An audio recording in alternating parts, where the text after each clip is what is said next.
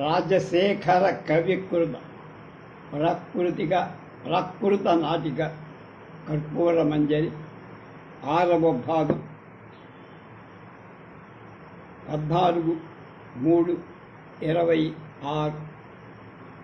దీన్ని తెలుగు అనువాదం చేసిన వారు శ్రీమతి భారత్. 2వ యవనికాంతరంలో ఉన్నాం మనం, అంటే 2వ అంకం అంటాం. ఆ కర్పూర మంజరి వచ్చింది, అక్క ఇంట్లోంచి రాజుగారిని చూసింది. విదూషకుడు వర్ణించాడు, రాజు ఇంకొక అర్థం చెప్పాడు. అలా జరుగుతా విదూషకుడు కోపంగా, నేను ఆమెను రకరకాల అలంకారాలతో అన్నట్లు ఉన్నట్లు వర్ణించా, నువ్వు ఆమె నీతితో తడిసిన గాత్రాన్ని మాత్రమే పరుస్తున్నావు. మహారాజా, ఇది వినలేదా? స్వభావ సిద్ధంగా సుందరమైన మనిషి అలంకారాలు మరింత జాతిరత్నం బంగారంతో మరింత శోభిస్తుంది కదా. అంతా సుందరమైన కటిస్థలంగా భామిని అమాయుకల హృదయాలను తమ వైపు లాగుతారు కదరా. చతురులు స్వాభావిక సౌందర్యం వైపుకే మొగ్గుతారు. తీయదనం కోసం ద్రాక్షాసవాని చక్కెర అవసరమా? అలాగే స్వభావ సిద్ధంగా అందమైన వాళ్ళకి బాహ్య అలంకారాలు అవసరం లేదని రాజు. మహారాజు ఆదేశించినట్లుగానే అన్నది విచక్షణ. ఎత్తైన చనుకట్టు, విశాల నేత్రద్వయం, మృగాంకుని పోలిన ఒక కాంతివంతమైన శరీరం, ఇవి ఉన్న వాళ్ళకి ఇతర సౌందర్య సాధనాలు అక్కర్లేదు మహారాజా. ఎక్కడైతే భావం ప్రియంగా ఉంటుందో అక్కడ రూఢి అర్థాన్ని ఖండించి యౌగికార్థం నిరూపించే అవసరం లేదు. విదూషకుని ఉద్దేశించి కృతకమైన కపింజల, ఇది ఇక్కడ అర్థం. బాహ్య అలంకారాలతో ఏం లాభం రా? అది వారవనిత విటలను ఆకర్షించడానికి ఉపయోగపడి కుల స్త్రీలకు మనోహరమై శరీరాంగాలు చాలు. గుణశీల సౌందర్యాలతో ఒప్పేది యవ్వన కాలం. అది దుర్లభమై విదగ్ధులై ఈ యవ్వన కాలంలో శృంగారపు అవసరం ఎలా విస్మరిస్తారు? విచక్షణ. కేవలం దేవి ఆజ్ఞ కారణంగా నేను కర్పూర మంజరి సఖిగా ఉండటం లేదు మహారాజు. కర్పూర మంజరి మీద స్వాభావికమై అనురాగం నాకు పొడవి.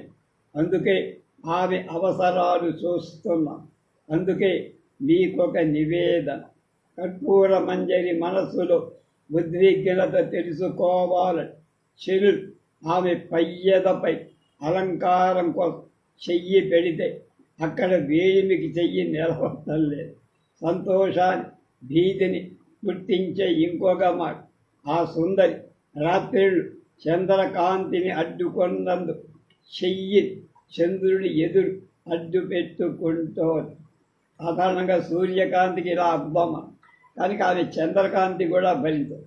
రాజు పట్ల అనురాగంతో ఉన్నదని సంతోషకాలం, పాపం ఓర్వలేకపోవటం దుఃఖకరం. మిగిలిన పని కవింజరుడు మీకు విన్నవిస్తారు, మీరు ఆ విధంగా చెయ్యండి అని వెనక్కి వెళ్ళిపోయి రాజు వయస్య, ఆ మిగిలిన పని ఏమిటి? కార్య విశేషం. ఈరోజు ఉయ్యాల పండుగ, హిందోళన చతుర్థి. ఈరోజు మహారాణి కర్పూర మంజరి కన్య గౌరిగా భావించి ఉయ్యాలపై కూర్చోబెట్టి మాట్లాడటం చేస్తుంది. ప్రభు మరకత పుంజ సౌధం పైకి ఊయలపైన కర్పూర మంజరి కళ్ళారా చూడండి, అదే విశేషం అని ఆలోచన. చాలా చాలాకి అయిన రాణిని కూడా మనం వంచన చేశామన్న మాట. మొసలి పిల్లి పారు నెపంతో మజ్జిగ త్రాగించాం. నిన్ను మించి ఇంకెవరు నా పనులను ఇంత సమర్థంగా చూడగలరా అన్నాడు విదూషకుడు. చంద్రుణ్ణి మించిన కళని ఎవ్వరు ఉప్పొంగింప చెయ్యగలరు. కడలి ఉప్పొంగాలంటే ఇంకేది దానివల్ల ఇద్దరు అరటి తోటలో అడుగు పెట్టినట్టు అభినయిస్తారు. విదూషకుడు: ఇది ఎత్తైన చంద్రకాంత శిలావేదిక, ఇక్కడ ప్రియమిత్రుడు కూర్చోవచ్చు. రాజు ఆ పని చేశారంటే కూర్చున్నాడు. చేత్తో చెబుతూ: ప్రభు, ఉన్నవి జాబిలిని చూడండి అన్న. చూసి ఆహా, ఊయలపై కూర్చున్న నా ప్రేమిక ముఖాన్ని ఉన్నవి జాబిలంటున్నాడా వీడు. బాగా చూసి ఆ ఇందుముఖి వదన ముందు నగర నారీజను ముఖాలు వెలవెలబోతాయి. ఆమె దేహకాన్ని వెన్నెల జలంతో కలిసి గగన కుహరాన్ని శుభ్రపరుస్తాం. ప్రేక్షకుల దర్పాన్ని భంగం చేస్తాం. పైకి కింద ఊయలలు ఊగుతాం. ఇంకా తెల్లని జెండాలతో కూడిన గోపురాలపై గంటల శబ్దాలను వింటూ వేగంగా వెడుతున్న దేవాంగనల విమానాలలాగా కోట గోడపై ఎగురుతూ వేగం కారణంగా పైకి కిందకి కదులు పదే పదే ఊపడం కారణంగా దగ్గరికి వస్తూ దూరంగా పోతూ ఆమె ఊయల జనుల మనసు హరించేలాగా ఊగు. ఇంకా ఆ వన్నెలాడు కాలి అందియ ధరించిన ఆహారాలు జన సప్పడి చేస్తుంది. ఇంకా ఆమె వడ్డాణాన్ని కట్టిన చిన్న సువర్ణ ఘంటిగ కంకణపు మంజురవ మధురంగా ఉన్న చంద్రముఖి అయిన ఆ చిన్నదాని ఉయ్యాల ఆట ఎవరి మనస్సును దోసదు అన్నారు. మిత్రమా విదూషకుడు, నువ్వు సూత్రకారుడిగా సంక్షిప్తంగా చెప్పావు. నేను వృత్తికారుడిగా దాన్నే విపులంగా చెప్తాను. ఆ విరిబోడి పయ్యద తాలూకు భారం చలన పద్మ యుగళంపై పడుతా. ఆ కాలి అందెల రవం మకరధ్వజని ఆహ్వానిస్తున్న శబ్దంలాగా ఉయ్యాలపై లీలగా క్రీడా విలాసంగా ఊగుతున్న ఆ సుందరి జగనంపై మొలనూలి గంట ఆనందంతో కిలకిల నవ్వుతున్నట్టు చప్పుడు చేస్తారు. ఉయ్యాలకు సమానంగా ఊగుతున్న ఆ స్త్రీ తొయ్యనంటారు. మెడపై ముత్యాల హారం భావజుని యశస్సును అన్ని దిక్కులకు చాటుతున్నట్లుగా ఉంది. ముందుండి వస్తున్న గాలి కొంచెం పక్కకు తొలగిన వస్త్రం కారణంగా కొంచెం బయల్పడిన ఉరుద్వయం వలపు రాయని చెంత పిలిచి కూర్చోబెట్టుకున్నట్లు ఉన్నది. ఊయలపై ఊగుతున్న ఆ సమయంలో ఆమె చెవుల అలంకరించుకున్న తాటంకయుగ చెంపలపై అలదుకున్న ఎర్రని కుంకుమపై ఎన్ని సార్లు ఊగుతోందో లెక్క చెప్పటానిక అన్నట్టు అన్ని రేఖల ముద్రణ జరుగుతాయి. కుతూహలంతో విప్పారి హరినాక్షి కళ్ళు తీగ విలుగాని నల్ల కలువ బాణాలను పురుషులపై వదిలినట్లు ఊగటం నిలిచిపోరాదన్నట్టుగా వేగంగా ఊగుతున్న ఆ జవ్వని విలివంటి పాశంలా వీపుపై పడుతాం. సూన సాయకుడనే చిత్రకారు పైని వివిధ చిత్ర సమాహారంతో ఊయలపై ఊగే ఆ చిన్నదాని రూపులేఖ ఎవడి మనస్సులో ముద్రేసుకోవు. విషాదం అరే కర్పూర మంజరి ఊయల ఊగటం ఆగి దిగింది. ఊయల ఒంటరిదైపోయి నా హృదయం ఒంటరైపోయి, ఆమెను చూస్తున్న నా కళ్ళు ఒంటరైపోయి, ఆమె మెరుపుల ఒక్క క్షణం కనిపించకుండా పోయింది మహారాజా అన్నాడు విదురుడు. రాజు అలా హరిశ్చంద్రుడి రాజధానిలా అగుపించి మాయమై మనసులో ఏదో గుర్తు వచ్చి ఆమె పెదవులు మంజిష్టంలా ఎర్రని, ఆమె కొత్త బంగారంలా విసలాడు, కళ్ళు బాలచంద్రుడి తెలుపుదనాన్ని మించినవి, కుంతలా కాటుక కాంతితో అలరాయి. ఇలాంటి వర్ణరేఖల సముదాయం కనుక ముందు పొడగట్టుతో ఈ విలాసాలతో ఆ భీత హరినేక్ష కందర్పుడు యువకుల జయించాలని తన మనోరథాన్ని ఈ వన్నెలాడి ద్వారా పూర్తి చేసుకుంటున్న ఇదిగో మరకత కుంజ ప్రియవైశ్య ఇక్కడ కూర్చొని వారి కోసం వేచి ఉన్న ఎప్పటి సాయం కూడా అయ్యింది. ఇద్దరు అలానే చేస్తారు. రాజు ఈ చల్లని శిశిరం కూడా వేసవితో సంతాపదాయకంగా విదూష శ్రీమంతుడైన మహాప్రభు ఇక్కడ వేచి ఉంటే నేను శీతల ఉపచారాలు చేసే సామగ్రి తీసుకొస్తా. అలా వెళుతున్నట్టు నడి తిరిగి ముందుకు విచక్షణ మన దగ్గరికే వస్తోంది అన్న. మంచి కాలం రాబోతున్నదని మంత్రివర్యులు చెప్పారు. ఏదో గుర్తు తెచ్చుకొని మదన తాపాన్ని అభినయిస్తూ చిగురుటాకుడు చేతులది నల్ల కలువ కళ్ళది మృగాంకముఖి కొత్త సంపెంగ పువ్వుల వంటి శరీరం ఉన్నదైన తవెరు బోడి అహహ తాపం కలిగిస్తోందిరా అని. అయ్యే శిశురోపచార సామగ్రి చేతబట్టుకుని విచక్షణే వస్తోంది. అది విచక్షణ రాక్ చుట్టూ తిరిగి ప్రియ సఖిని దాహజ్వరం విదూష సమీపించి సోదరి ఏమిటిదంతా? శిశురోపచార సామగ్రి విచక్షణ ఎవరి కోసం? ప్రియ సఖి కోసం. ఇందులో సగం నాకు ఇవ్వు ఎందుకు? మహారాజు కోసం. కారణం కర్పూరమంజరి. ఇంకెవరు? మహారాజు కర్పూరమంజరి దర్శనాన్ని కలగజేయవచ్చుగా, అదే పని నువ్వేడవచ్చుగా అంటారు.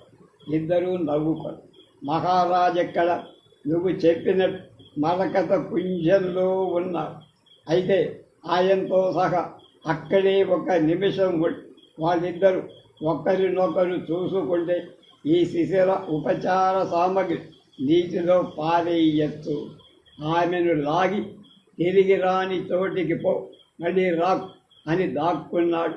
మళ్ళీ వచ్చి పోని వాకిల దగ్గర ఉండేదా అన్నాడు. దేవి ఆజ్ఞతో కర్పూర మంజరికి ఇక్కడికే వస్తాం. ఏమిటాజ్ఞ? అక్కడ రాణి 3 మొక్కలు నాటి ఆ మొక్కని కొరవకం, తిలకం, అశోక్. ఆ మొక్కలతో ఇప్పుడేం పని? ఆమె రాణితో ఇలా కౌగిలితో కొరవకం, చూపుతో తిలకం, పాదస్పర్శతో అశోకం చివురిస్తాయి. దోహదమంటారు. ఆ దోహదాన్ని పూర్తి చెయ్యమని కర్పూర మంజరికి రాణి ఆదేశించి కర్పూర మంజరి ఆ విషయం కోసమే ఇటొస్తాం. మరకత కుంజంలో ఉన్న మహారాజు ఈ కానుగు చెట్టు దగ్గర పిలిచి ఆమెను చూపుతా. అలా నటించి రాజుతో భూ మిత్రమా లేచి ఇక్కడికి వచ్చి ఉదయ సముద్ర చంద్రలేఖను దర్శించు అని రాజు చెప్పినట్టే చేశారు. అంతట విశేషమైన అలంకార ఆభరణాలు కర్పూర మంజరి ప్రవేశం. విచక్షణ ఎక్కడా? దేవి ఆదేశం ఆచరించాల్సి ఉంది అన్నది. ఆదేశం ఏమిటి? ఈ కానుగు చెట్టు వెనక దాగి చూస్తూ రాజు ఆ పని చేశాడు. ఇది కొలబకం. కర్పూర మంజరి ఆ కౌగలి ఆ చెట్టు కౌగలి కలశాలాంటి తనుకట్టుతో రాదంటారు. ఈ తండ్రి గాఢంగా ఇచ్చిన కౌగిలి కొలబకం పుష్పించి పూలుకొని అలా కౌగిలి గించుకుంటే దాని ఆడవాడు. అది పుష్పాలు పూలు వచ్చేస్తాయి. ఆ పూల చుట్టూ 9 ముఖ్యమున గానం చేసి ఏమి మహేంద్ర జాలం ఇది అన్నాడు విదుడు. చిన్న మొక్క అయిన ఈ అమ్మాయి గాఢమైన ఆలింగనాన్ని వేల పూలు పూసి కుసుమ శరాల్లాగా మన్మథ బాణాల్లాగా చూడు. రాజు దోహద క్రియ ప్రభావం అలా ఉంటుంది. ఇదిగో తిలక కుసుమ మొక్క కర్పూర మంజరి చాలా దాన్ని క్రీగంటితో చూసి తక్షణమైన నిశితమైన నిర్మలమైన చంచలమైన ఎప్పుడు వాడి అయిన కాముని బాణాలు తన వద్దే ఉంచుకున్న ఆచపలాక్షి కాటుక కళ్ళతో చూడగానే ఆ తీవ్ర కొమ్మల చివర పూలు కుసుమించాయి. ఒళ్ళు గగురు పొడిచినట్టు. ఇది అశోకమ కర్పూరమంజ కాలి తన్నుతో దాని తల్లి. శశిముఖి చరణ కింకిణుల రవంతో విలాసంగా తన్నిన బాపు అశోక చెట్టు పెరిగి పెద్దదై కొమ్మలంతటా గుత్తులు గుత్తులుగా పూసి ఒక్క క్షణకాలం ఆకాశం అద్భుతంగా. వయస్య మహారాణి తానే ఈ దోహద క్రియ చేయవచ్చుగా అంటాడు వాడు. ఎందుకు చేయలేదో కారణం తెలుసా? నీకు తెలుసా అన్నాడు రా. తెలుసు, కానీ కోపం తెచ్చుకోకూడదు. ఇక్కడ కోప్పడే అవసరం ఏముందిరా చెప్పు. జగాన యువతల శరీర భాగ శోభలు సౌందర్యం ఎప్పుడు ఉన్న యవ్వనలు ఆ సౌభాగ్యం అధిదేవతల ప్రస్ఫుటంగా కలిగి. ఈ అభిప్రాయం సరే, అయినా చెబుతా విను. కుతూహలంతో బాలలి చపల చిత్తలు అంత వారి పయ్యదలోని మకరధ్వజ రహస్యం దాగి ఉంటుంది. కరువులే రూపరేఖా రహస్యాలతో వికసిస్తాయి. వాటికి కామ రహస్యాలు తెలియ.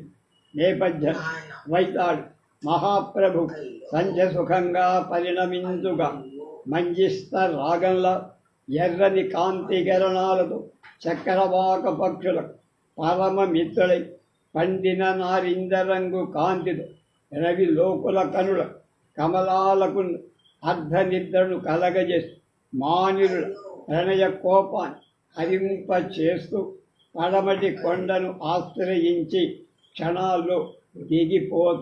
ఓ వయస్య సంధ్య సమీపించినట్లుంది అన్నాడు రా. వందిమాగధులు సంకేతకాలం అయ్యిందని సూచిస్తున్నారు ప్రభు అన్నాడు విదురు. సఖి విచక్షణ, ఇక వెళదాం, చీకటి పడుతోంది. అవును వెళదాం. వెనుతిరిగి అందరూ నిష్క్రమించారు. ద్వితీయ జవనికాంతరం సమాప్తం. రేపు తృతీయ జవనికాంతరం.